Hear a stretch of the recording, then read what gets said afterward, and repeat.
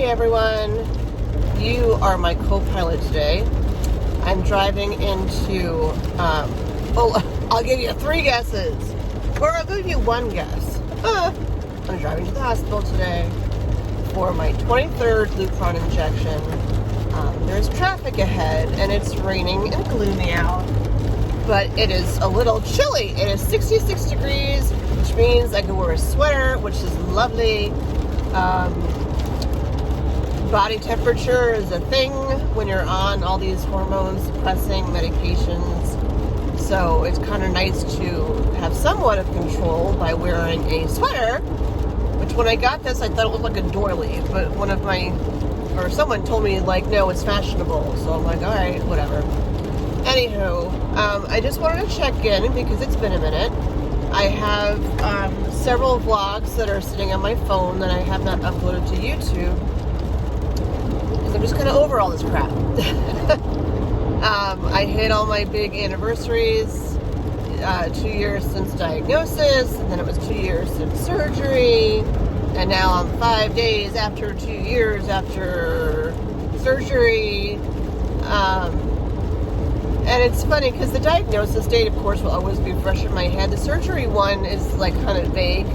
I don't like to harp so much on like the anniversaries of events that were not nice. Like the other day, I forgot when my wedding anniversary was. Oh, I'm divorced, by the way. Like I have been for like 10 years.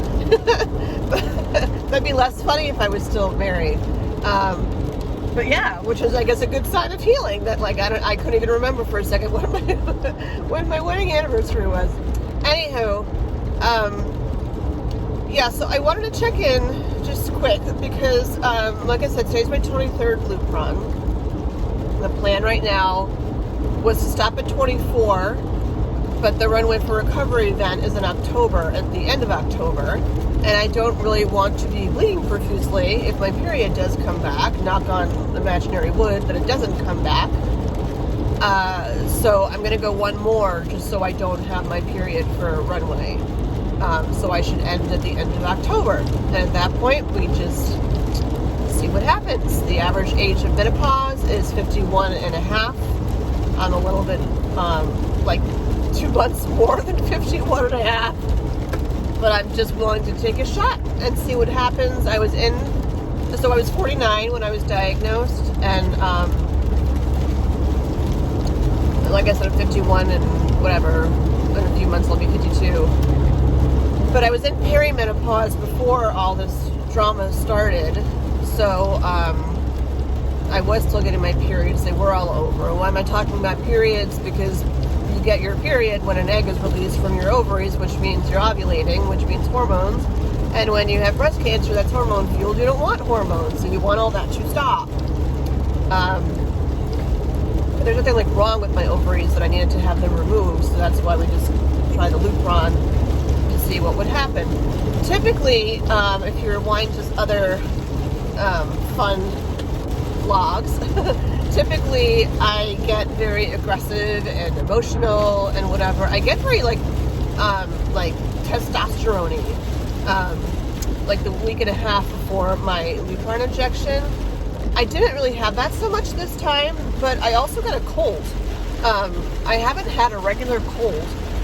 I hope you can hear me because it's really raining, and oh my gosh, non-flattering angle, but I don't really care, which is partly why I came on this morning.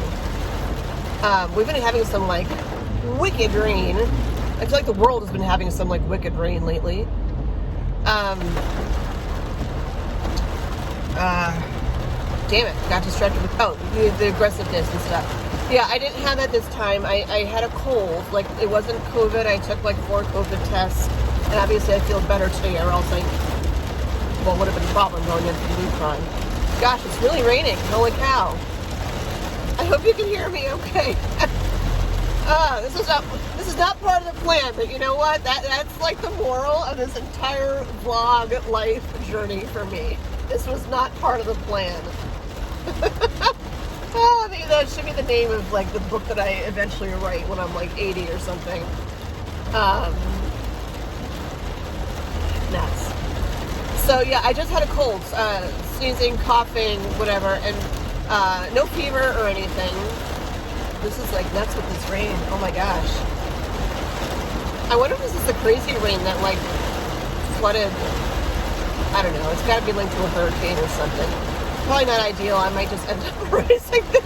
But this is like so what it's like after, like at this point in this whole freaking post-cancer process. You know, they're like, go about your life and just, you know, do you. And you go back to life and it's like you're not the you that you were and whatever. But anyhow, so what's different about today's vlog? Yeah, it was interesting. I did not have the side effects. I cried once for no reason whatsoever. Let me go. No. But that was about it. I didn't feel the sensory stuff that I usually have. And I don't know if that's because my body was too busy fighting the cold. I don't know. It's also interesting to have a cough post double mastectomy, because in the beginning when I would cough or something from like the timing of it for me, I was diagnosed in, well, my surgery was August of 2021, so it was like right in the middle of the pandemic, and I still had to get, I believe, like COVID boosters after I had my surgery, and I had COVID symptoms after all of my vaccinations. And I did have COVID too, and the vaccinations were not nearly as bad as having actual COVID. But what was interesting is I remember after the vaccinations that with the coughing, like coughing after you've had a double mastectomy, when like your chest is, you know, ripped open and your guts literally are scooped out of you, very aggressive for your body. And if you're coughing on top of that, like it's physically extremely painful. So I would try not to cough as much as I could. And at that time, like everyone was working from home and stuff, so it was easy to, you know, put a coolness humidifier in your room or whatever else you're going to do to limit the coughing. And it was kind of interesting that like I had a cough, a nasty cough with this cold, and it didn't hurt to cough any more than like it normally would have hurt, which is a sign, obviously, of healing and the patience it takes to get to that point and you're healing, that normal things, you feel like a normal person. Like I have a cough like everyone else would have a cough, and it hurts just like it hurts for everybody else. But I couldn't say that a year ago or whatever. Not even 6 months ago after my second surgery. One thing I want to mention, I watched, I'm at a place in my healing now where I want to be around other cancer survivors. It took me a very long time to get here because I didn't want to be associated with cancer survivors, because I didn't want to be associated with the fact that I had cancer in the first place. But I guess I'm past the, denial, I guess. I'm past that point.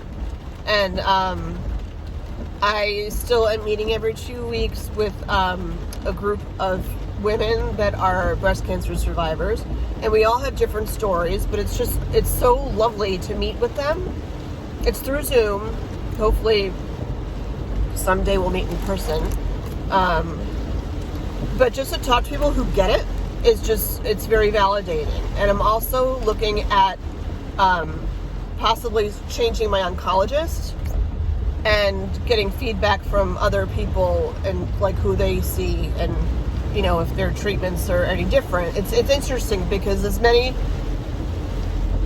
as you think like breast cancer is breast cancer, and like, yeah, you have to be on tamoxifen if you're not in menopause, and you have to be on aromatase inhibitors if you are in menopause, but there are other things, like not everyone's on Zometa, and some people take some supplements and swear by them, and the doctors do, and some doctors are like, nope, no supplements for you. So it does vary greatly. This traffic is crazy.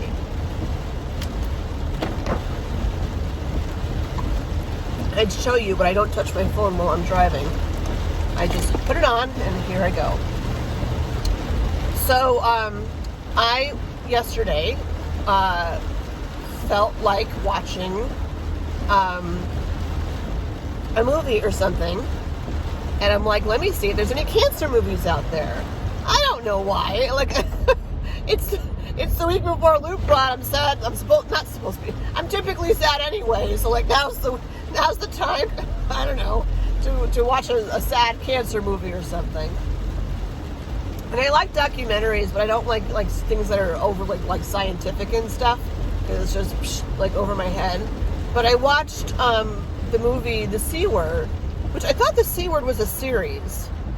Like, I was looking for The C Word, like the series. I thought that they made it into a Broadway show. I could be totally wrong, so please comment if you know what the heck I'm talking about. But I thought The C Word was like a TV series. And I'm like, oh, I could just watch that because they bring, I swear, it's about some woman who was diagnosed with breast cancer, and this is like her journey. But I couldn't find it. I didn't look hard, but I came across the movie, The C Word, which was on Prime Video, if you have Amazon Prime. And I think it came out in 2016, so it's like 7 years old. Pretty sure it's when it came out. Cancer's obviously been around like forever, that like even if the movie's 7 years old, like it's still fairly sort of current. And it was interesting watching it. I won't say how it ended because I was as much as I didn't want to watch like a dramatic movie about cancer, I found it very educational because it was more like documentary kind of. But how it ended was very shocking to me, and I don't want to give any spoilers to anything, but kind of sent a message home. And I was like, I need to get back on and start vlogging again. And obviously, because it's been like an anniversary, and with Facebook, or Fakebook, like I like to call it, the memories pop up in your feed. Like what I said a year ago, or what I said like 2 years ago when everything first started. And it's, it's obviously interesting to see how I've evolved through this process from where I was a year ago or 2 years ago. And, yeah, God, it's raining.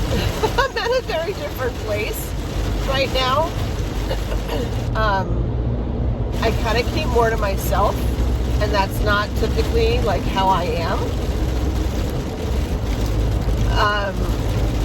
I don't really want to be introverted, but I'm very cognizant of who I spend my time with, to make sure that I spend my time with people that are filling my cup. I just do not have patience for drama. I've had enough drama. Like I don't have the patience. Or patience not even the right word. I don't have the tolerance for drama anymore.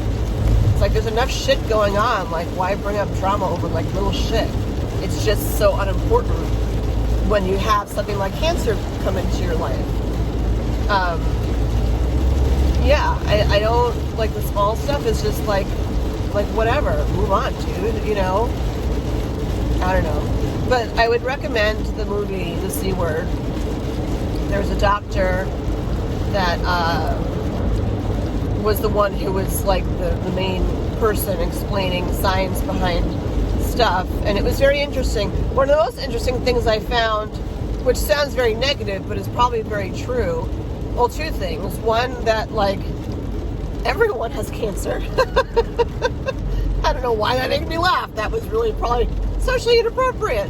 But, like your body has cancer cells in it. But it could just be a handful of them and they just kind of hang out and your body, fights them and then it gets rid of them. I mean, cancer is really, they're just cells that divide extremely rapidly. And they're obviously different from your regular cells, so you don't want them, because you want, your regular cells. But it was interesting to hear that, everybody has cancer cells in their body. So when people ask me, was your cancer gone? And I'm like, I don't know. I guess. I have no idea. I mean, I don't have breasts anymore. They keep telling me there's no breast tissue. I'm like, yes, but that doesn't tell me, and my lymph nodes were clear, that doesn't tell me if there aren't any, 2 years later, any cancer cells in my body. And one thing I'm not a huge fan of, and I don't know if it's standard, but I don't feel comfortable with it, is that they're not going to do scans on me for 5 years from diagnosis. You obviously can't do a mammogram because I have implants. They'd go like, ooh, if I did. Yeah, if you've had double mastectomy, you're not going to have mammograms anymore. But you can do ultrasounds, which are like, you know, between the mammogram and going as far as an MRI. My cancer was found on an ultrasound. My last mammogram did not show that I had cancer, and I did go for routine mammograms. My breasts were dense, so that's part of why mammograms are not the best tool to use to just making sure I didn't pass my exit. No, I didn't. Mammograms are not the best tool to use when your breasts are dense because it all just looks the same. It's like which shade of white are you looking for to know if it's cancer or just, you know, normal breast tissue. And the other interesting thing was that they said that, and again, this is just, I'm taking this from their research, but that if you are diagnosed with cancer, most likely your cancer cells started growing out of hand when you were probably about like 14-ish, which is puberty.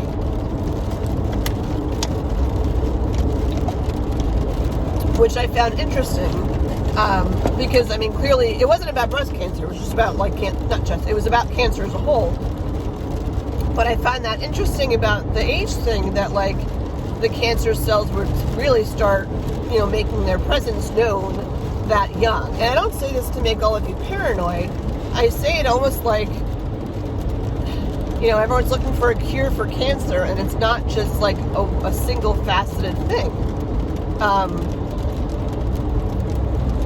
Because these cells are just around and your body fights them, but because they divide so rapidly, divide into parts, so obviously multiply in number, but the cells divide because that's how the science works.